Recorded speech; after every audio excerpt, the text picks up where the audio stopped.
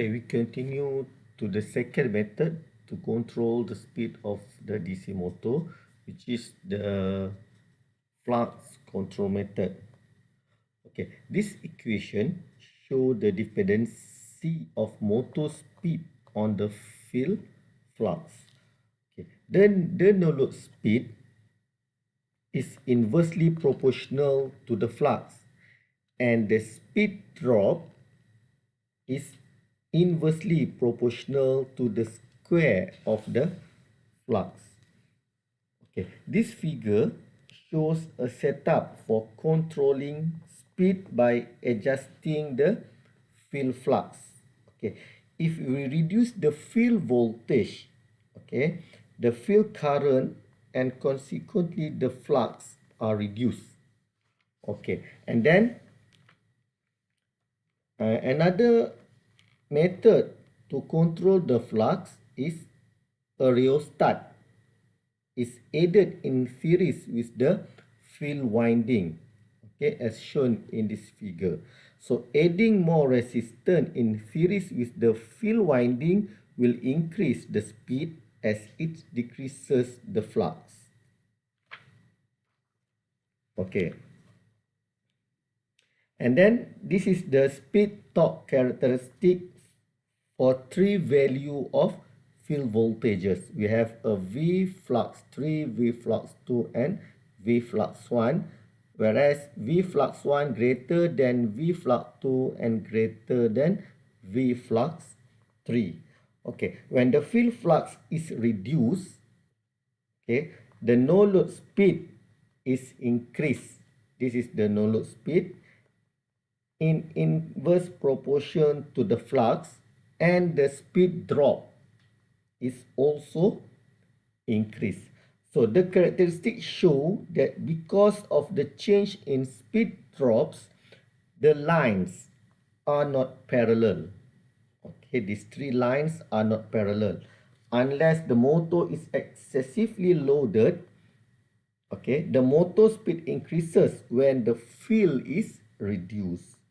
Okay, so when motor speed is controlled by adjusting the field current, okay, we need to consider the several factor. Okay, first, the field voltage must not exceed the absolute maximum rating.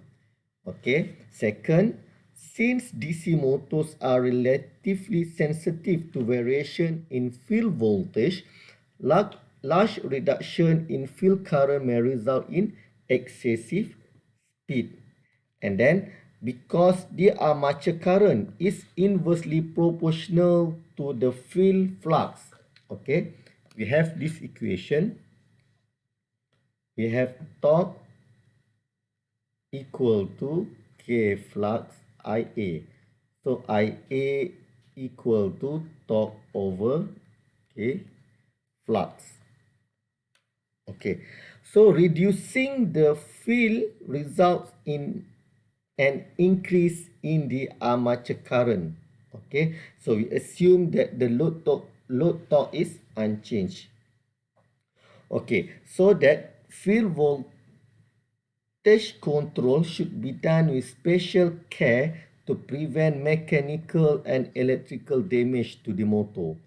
Okay, furthermore, the field current should not be interrupted while the motor is running. If an interruption occurs, the residual magnetism will maintain a small amount of flux in the air gap. Consequently, the motor current will be excessively large and the motor will accelerate to unsafe speeds. Okay, although the system may have overcurrent breakers, special care should be given to this type of control to avoid an unpleasant experience. Okay. So, the advantages of this method is it will provide relatively smooth and easy control.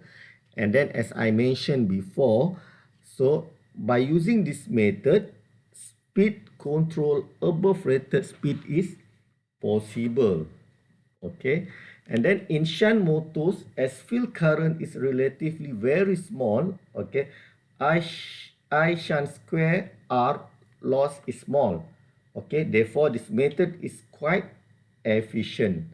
Okay, so the disadvantages of this method is inability to obtain speed below the basic speed or the base speed, and instability at high speed because of armature reaction. Okay, though speed can be increased above the rated value by reducing flux with this method, it puts a limit to maximum speed as weakening of field flux beyond a limit will adversely affect the commutation.